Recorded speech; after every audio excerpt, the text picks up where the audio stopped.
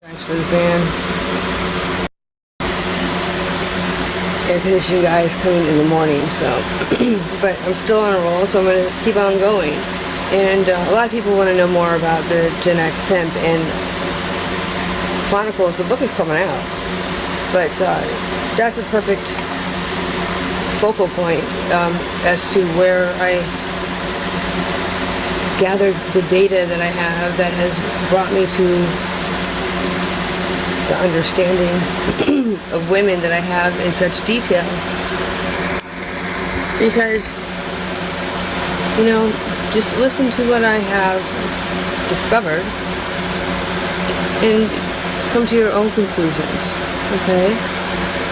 And let's start with the fact that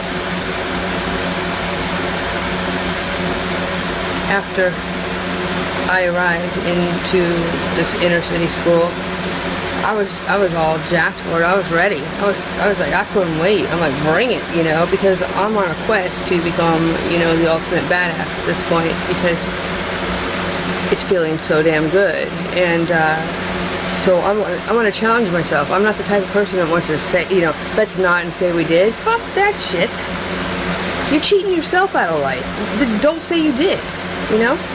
Don't say you fucking did. If you didn't, what are you saying about yourself? That's pathetic.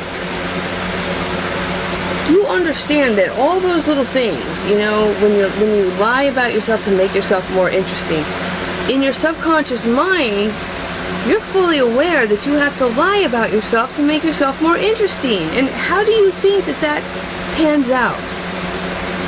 It causes illness, I'll tell you that much. It causes illness. I promise you. You know, and in our 20s, I mean, not even, in our late teens, right after high school, I was blown away to see how many people just went back to their small town and started planning a wedding, you know, with Joe Schmo over there that, you know, still picks his nose. You know everything about that dude. It's, to me, it's like, look, you have oceans and oceans and oceans of all kinds of sea life and hidden treasures and all kinds of stuff to discover. And you dip a little Dixie cup into the ocean and you go, oh, this is good enough for me. I'll just have this right here. That's, really? Fuck that. You'll never look as good as you do right now. You'll never have a better excuse because you can fuck up in your 20s and get away with it. You will never have the opportunities that are going to be available to you in your 20s. And by the time you realize that, you'll already be in your 30s. Then you'll get resentful. Then somebody's going to have an affair, okay? And we start stirring the pot. You start laying demands because you want more. You want more. And you expect to get it out of somebody else, just like you did when you made this decision. You're like, you didn't have the balls to see what you were made of, to go out and taste the world. You decided to stick with what you knew, what was familiar, and now you're regretting it. Just like I thought you would. But I've been there along the way. I've seen what it could have been because I lived that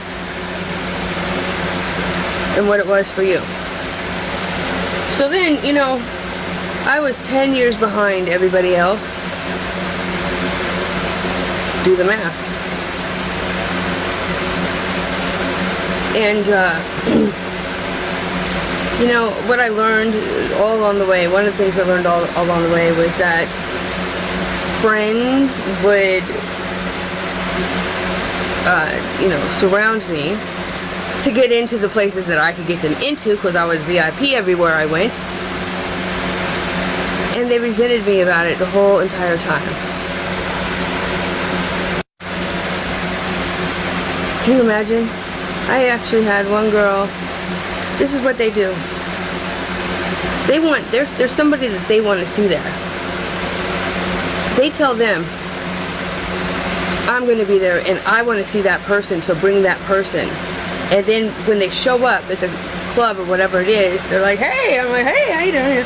And they're looking at me stupid because they think that I want to see them, I want to meet them. And then and I don't have any clue about any of this stuff, okay? Then that guy gets pissed off, starts confronting that chick, she's pissed at me, I don't even know what's going on. She's like, fuck you, she walks out the fucking building, out of the club, out of bounds. It was reggae night. And I catch my keys, I'm like, what the fuck just happened? I go back to the bar, there's that guy. And that's the last thing I remember. Then I remember I'm over his shoulder. He's got my keys. He's telling the bouncer he's got me. I drank too much. No, I didn't. I can't. I'm over his shoulder. He puts me in my own car and brings me back to his house.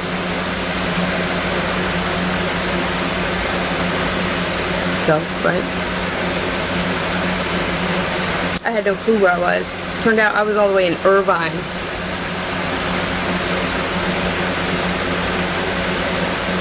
But that's what these bitches do. And they hate me the whole way through. It's always all my fault. So you know what?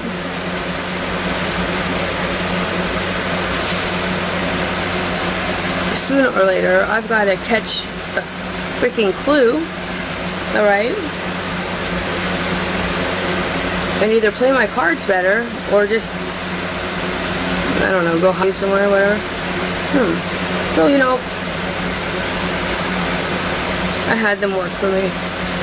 When I became a techno dancer and I was with the lasers and all that, I was up on stage and I was on top of the world.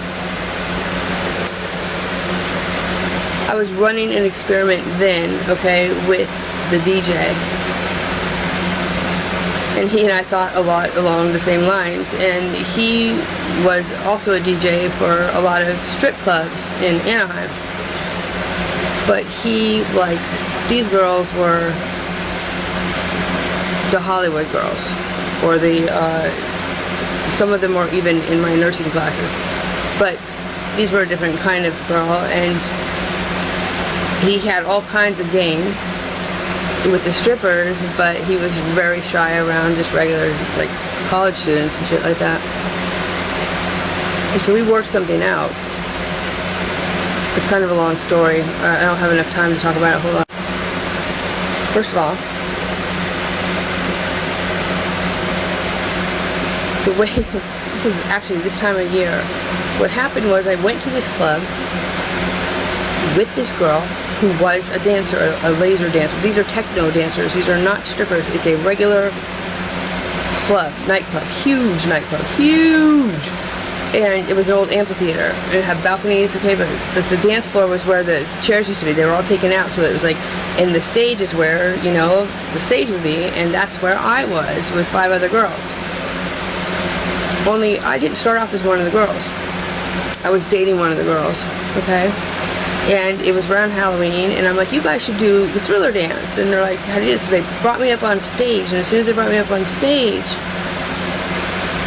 I was like, this feels familiar, was the first thing I felt, and it shot me back to a vision, and something that happened to me when I was 5 on a stage.